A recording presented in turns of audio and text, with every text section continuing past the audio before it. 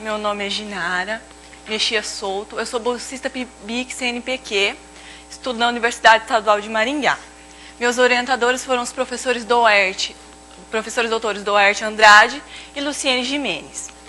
O nome da minha apresentação é Equações Diferenciais Ordinárias com Impulso e Aplicações. Então, eu vou dar uma introdução às equações diferenciais ordinárias impulsivas e vou falar de algumas aplicações.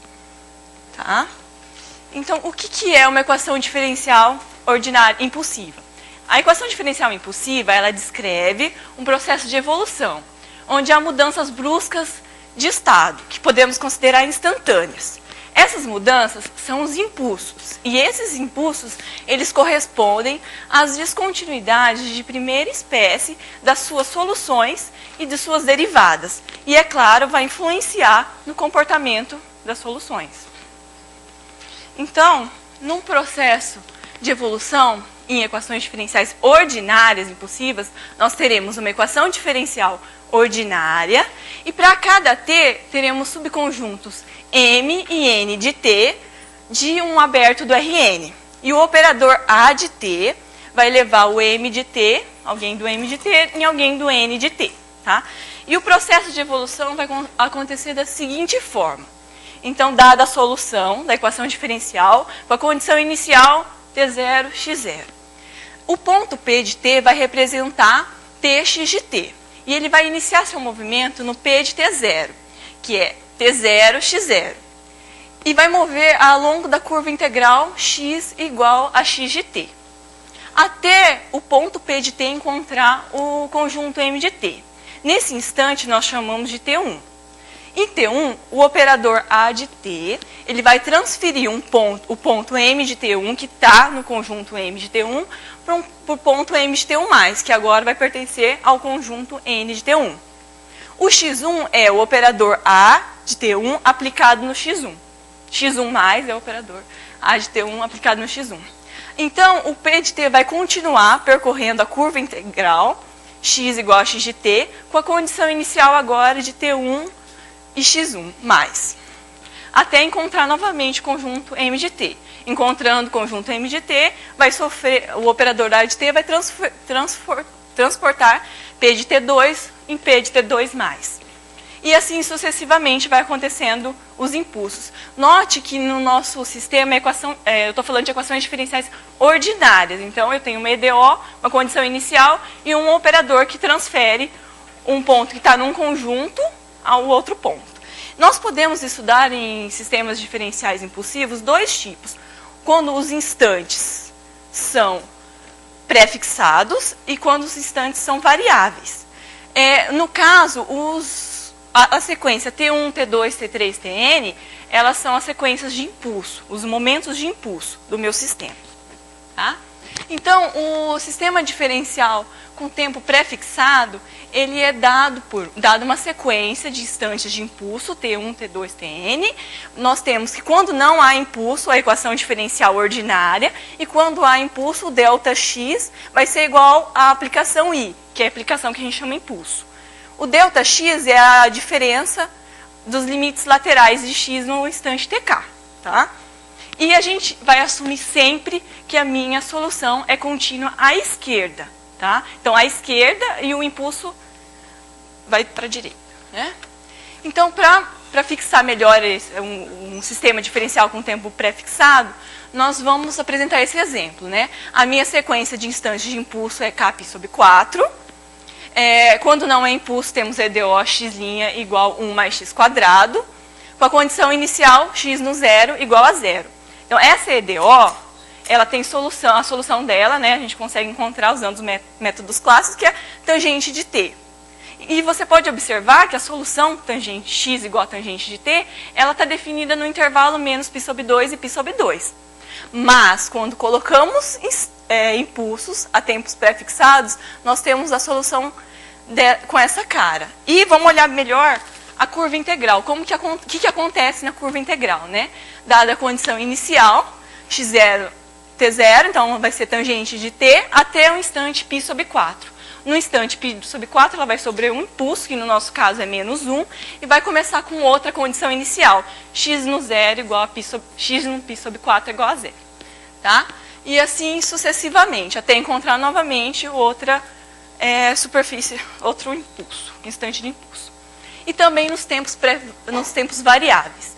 Nos tempos variáveis, em vez de ter instantes de impulso reais, nós teremos que os impulsos nós vamos considerar as sequências t igual a tal k, que são sequências de superfícies, onde tal k é crescente em k, e quando k tender ao infinito, tal k de x vai tender ao mais infinito.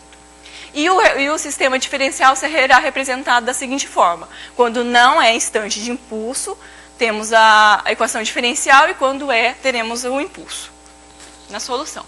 Então, para fixar melhor também um sistema de tempos variáveis, temos o seguinte exemplo. Nesse sistema, eu não coloquei condição inicial aí, por quê? Porque a condição inicial vai interferir muito no comportamento da solução desse sistema. Então, vamos lá. A minha superfície de impulso é tal k, é t quando é tal k de x. Onde tal k de x é k mais 6k com módulo de x menor que 3. A equação diferencial, quando não é instante de impulso, é x' igual a zero. E o impulso é o operador Sn de x, x ao quadrado menos x. Onde o sinal de x é a função como um sinal, né? Então, observe o que? Quando a minha condição inicial é x no zero igual a zero, nós temos que a solução vai ser constante igual a zero, né? Só que constante igual a zero é ponto fixo do operador impulso. Então, não há instante de impulso. Também, o x no zero igual a 1 também é ponto fixo do operador. Também não é instante de impulso. E no menos 1 também. E se eu tomar a condição inicial x0 maior ou igual a 3, ela não vai tocar nas minhas superfícies, na sequência de superfície. Então, também não vai sofrer impulso. Então, vou estudar nos outros casos. Se a minha condição inicial for x0 igual a raiz quarta de 2, nós podemos observar que ela vai tocar a superfície, né, porque vai ser a constante x raiz quarta de 2, 3 vezes. E aqui você vai ter impulsos finitos, né, e após um certo instante a solução vai ser contínua. Tá? E a gente pode observar que isso vai acontecer para qualquer condição inicial entre 1 e 3. Mas se eu mudar a condição inicial, tomar a condição inicial x0 igual a meio, nós podemos observar que a solução vai encontrar apenas uma vez cada superfície de impulso e ainda vai convergir para zero, quando t tender ao infinito, né? E também acontece isso para qualquer instante entre 0 e 1. E ainda, se eu tomar a condição inicial entre menos 1 e 0, nós temos que ela vai encontrar a mesma superfície infinitas vezes, né? E esse fenômeno nós chamamos de fenômeno de pulso. E a solução vai convergir para 6. Né? Então, no sistema de pré-variável, nós temos sistemas impulsivos com tempos pré-variáveis, nós temos vários comportamentos na solução. Então, a partir de agora, nós vamos considerar o sistema diferencial impulsivo, né, dada pela equação diferencial, quando não há impulso, o impulso e a condição inicial. E as funções são dadas da seguinte forma. O que é uma solução da minha equação diferencial? Né? Eu falei de solução, mas eu não defini uma solução. Né? Então, x é a solução se ela satisfaz a condição inicial, né? Quando não há impulso, é de classe C1. E satisfaz a equação diferencial. E ainda, quando há impulso, nós temos que x no instante de impulso vai ser x mais o impulso. E ainda ela deverá ser contínua numa vizinhança desse instante de impulso. Não deve tocar nenhuma superfície nesse instante, na vizinhança do t, onde ocorre o impulso. Tá? E aqui a gente pode observar um exemplo também, que eu estou pegando as mesmas superfícies de impulso do exemplo 2, tá? o mesmo impulso, e a minha EDO vai ser x' igual a 1. Nesse exemplo, nós não temos soluções. Por quê? Porque a solução da EDO com a condição inicial é x igual a t. E ela vai bater exatamente na superfície de impulso. Então, ela não vai satisfazer a terceira hipótese de ser solução da equação diferencial. Impossível, tá? Porque ela, dada a vizinhança, ela vai ter, nessa vizinhança do ponto 1, ela vai ter vai sofrer impulsos várias vezes, tá? Então, nós precisamos, além da continuidade da equação diferencial, da f, né, da equação diferencial, nós precisamos de outras hipóteses, né? Então, x é solução local do sistema diferencial impulsivo, se f é contínua, né? E quando t for instante de impulso, existirá um delta, tal que não há instante de impulso na vizinhança do t, e ainda a solução vai ser contínua, daquela vizinhança. Tá? E, então, o que eu posso dizer? Assim, né? A gente tem aplicações em várias... Equação diferencial ordinária, a gente já tem muitas aplicações, né? Com impulso também, é claro. Então, nós temos aplicações de dinâmica populacional, medicina, né? Como ingestão de drogas, né? Economia, teoria do impacto, teoria do controle... entre outras, né? No meu projeto, a aplicação que eu estudei a fundo foi em dinâmica populacional, tá? Então, eu vou apresentar um modelo de dinâmica populacional para vocês. Aqui vai ser um modelo arbitrário com um grupo de N espécies, e a equação diferencial para esse grupo vai ser xi' igual a xi mais vezes uma fi aplicada em x. O impulso e a condição inicial. Note que aqui eu só estou trabalhando com um sistema de tempos pré-fixados. Por quê? Porque é mais fácil, né? E também pode ser modelado, o sistema dinâmico pode ser modelado com tempo pré-fixado. Tá? E esse sistema tem que seguir as seguintes condições, sujeito às seguintes condições, né? Os impulsos são crescentes, e quando k tender ao infinito, tk vai tender ao infinito também. A solução vai ser contínua à esquerda, né? Que a segunda hipótese diz isso.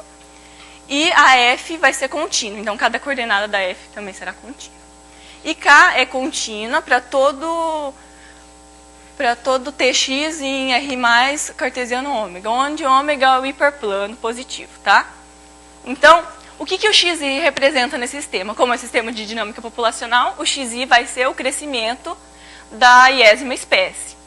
E o que eu quero fazer com isso, né? Nós estudamos e obtemos que eu consigo garantir que a solução desse sistema diferencial com impulso seja limitada sem que as soluções sem que as espécies entrem em extinção, ou seja, que as taxas não sejam nulas.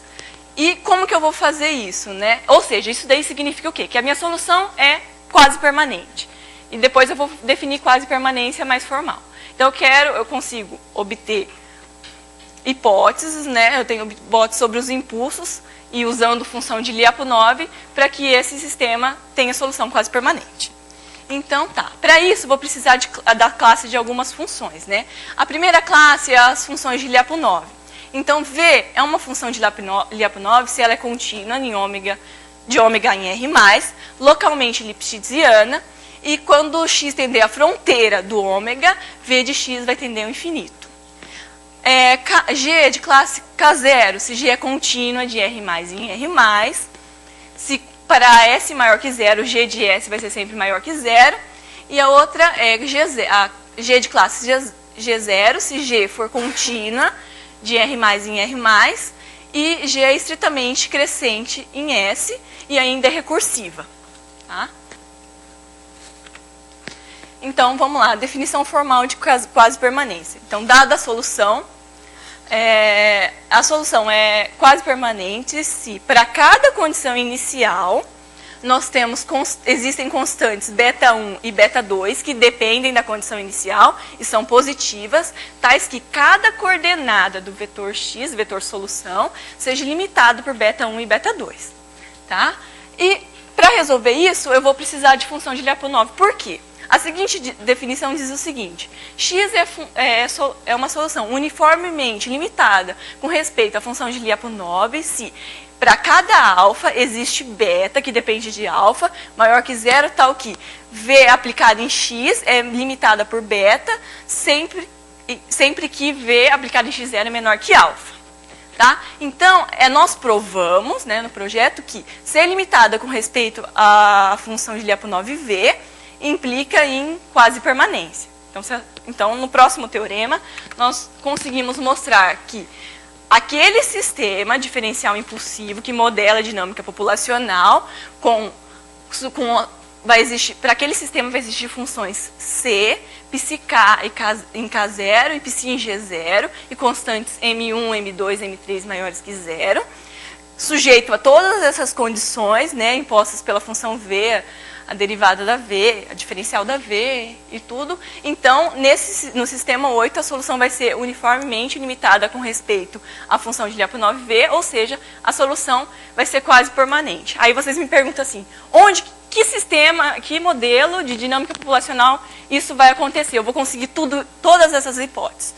No projeto, nós usamos o modelo clássico, né, de Molotka-Volter, né, onde a equação diferencial é dada daquela forma, os impulsos vai ficar omitido aqui, mas nós colocamos, e a condição inicial. O xi vai representar a taxa de crescimento da iésima espécie, o AI vai representar o crescimento intrínseco, se os recursos forem ilimitados, e o beta IJ é a taxa de crescimento que a J-ésima espécie influencia no crescimento da iésima espécie. Então, nesse sistema, nós usamos a função de Lyapunov, né, V como somatório de DI vezes essas VIs, onde VI é dado lá em cima como YI menos 1 menos LN de YI. Então, com essa função de Lyapunov e recursos e impulsos apropriados, nós garantimos que o modelo de Lotka-Volter é quase permanente. É uniformemente limitado com respeito a V, ou seja, quase permanente. Tá? E, por fim, né, a nossa biografia.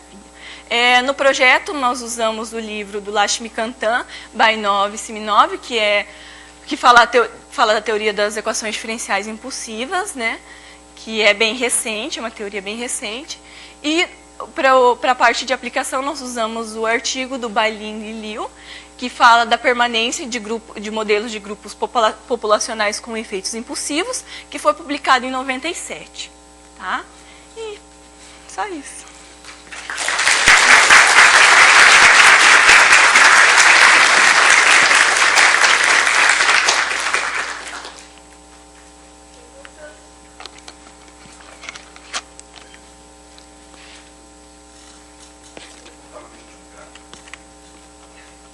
Último gráfico?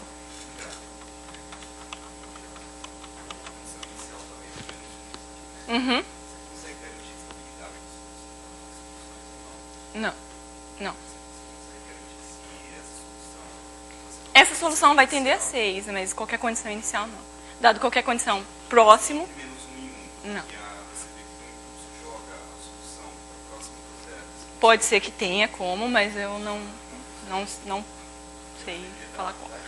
Vai depender da condição inicial, né? Porque se você entre menos 1...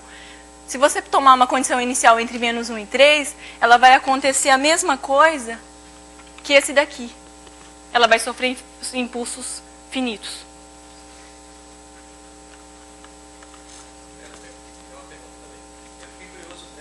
Você falou que com impulsos apropriados no seu modelo, você consegue manter a solução quase permanente. Limitada, quase permanente. Quer dizer, dado que você está trabalhando numa aplicação de população, fiquei curioso para saber como é que eram os recursos, se eles têm alguma interpretação, né? Vai ser como a solução, né? Porque a solução vai ser uma exponencial, né? Mas a gente colocou assim, ó, os instantes de impulsos, né, TK vão ser igual a K, mas é mais simples. E os impulsos vão ser E elevado a um... É exponencial. É exponencial. Tem escrito ali, mas é uma... Eu fiquei curioso imaginando funções de população, será que os coelhinhos começam a se extinguir de não levar mais coelhinhos? Porque a ideia é ou você colocar algum predador, né, desse seu modelo, né, que você quer... Por exemplo, tem um modelo de praga. Você tem uma plantação, né? E você tem os que comem essa... Então você coloca predadores ou você tira, então assim você consegue limitar sem que essas populações entrem em extinção. Obrigada. Alguma mais pergunta? Obrigada.